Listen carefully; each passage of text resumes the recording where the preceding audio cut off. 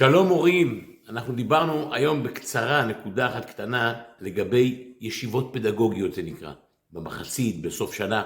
היה לי תמיד חוויה לא כל כך נעימה בישיבות האלה, ואני חייב לשתף אתכם ולהגיד לכם את המסקנות שלי. בישיבות האלה אני הייתי בדרך כלל כמחנך, אבל לאו דווקא, ותמיד הייתה לי תחושה שהמורים בכלל, לא תמיד באים בגישה של וואו, בוא נקדם את הילד הזה. אז אני אומר, קודם כל צריך לדעת שאנחנו לא פה עומדים עכשיו מול לשפד את התלמיד, או להעלות אותו פה לדיון כדי לקסח וכו'. אנחנו רוצים הרי לקדם. ולכן, אם אתה מחנך, אתה מוביל את זה. סכם לפני כן עם המנהל, אתה מוביל. מה אתה מוביל? אתה מוביל שיטה חינוכית. קודם כל לדבר על הכיתה ככיתה. מה המטרות שלך? המטרות שלי בכיתה הזאת זה 1, 2, 3. אני רוצה לגבש אותם חברתית, אני רוצה לקדם אותם בהתנהגות בין אדם לחברו, לקדם אותם ביראת שמיים, לא יודע, כל דבר.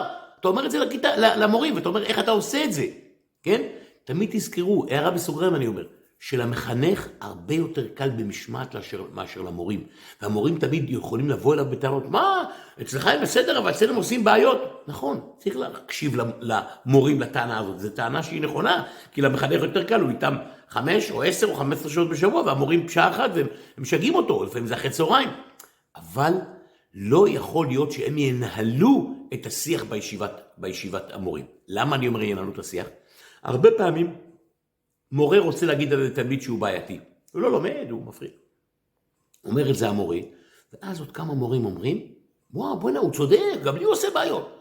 וכביכול קוטלים את התלמיד הזה. זה דבר נורא, ואני תמיד זה מאוד הפריע לי בישיבות. לכן חשוב מאוד, אחד, שאתה תנהל את הדיון, אתה כמחנך, ואם אתה מורה מקצועי, ודאי בוא תוסיף את זה גם כן בשבילך, לנהל את הדיון ולהביא אותו לקטע חינוכי של קידום התלמיד, ולא של, וואו, הוא לא טוב וגמרנו, וצריך כבר להעביר אותו לא יודע לאן. אז זה דבר מאוד מאוד חשוב. דבר נוסף, לפעמים לא מדברים על כל התלמידים, לא תקין.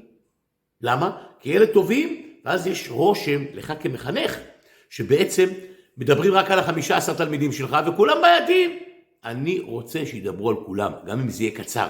אני רוצה לשמוע שדוד הוא תלמיד מצטיין, איזה יופי, ושמאיר עשה שיפור והתקדם, בטח, אני רוצה לשמוע את זה. לדבר על כל התלמידים. זה דבר אחד. דבר שני, לפתוח חיובי גם על הילד הבעייתי. אחד פתאום הגיע, רוצים לדבר על הדוד הזה ויש איתו בעיות. חבר'ה, המורים, אני רוצה לספר לכם, דוד הזה, שנה שעברה היה לו בעיות במקומות אחרים, היה לו בציונים אחרים, ועכשיו הוא יותר טוב. זאת אומרת, להראות גם נקודות חיוביות, לפני שחלילה אומרים עליו דברים שליליים, שכאילו סוגרים את המורים שם בחוות דעת שלילית. מאוד מאוד חשוב. דבר נוסף, לעשות עבודת הכנה, לראות מי באמת יש בעיה, ולמה יש בעיה, ולשבת עם היועצת, ולראות מי יש לו בעיות תש, כמו שאנחנו קוראים בצבא, כן?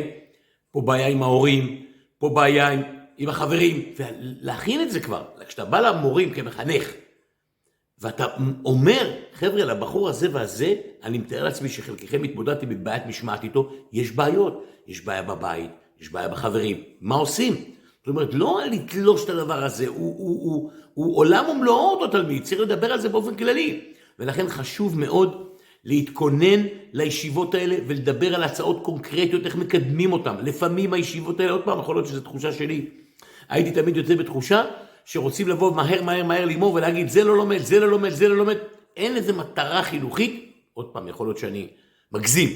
חשוב מאוד שאתה כמחנך תוביל את זה לקראת המקום הזה של ראייה חיובית, גם על הכיתה ככיתה וגם על הפרט כפרט.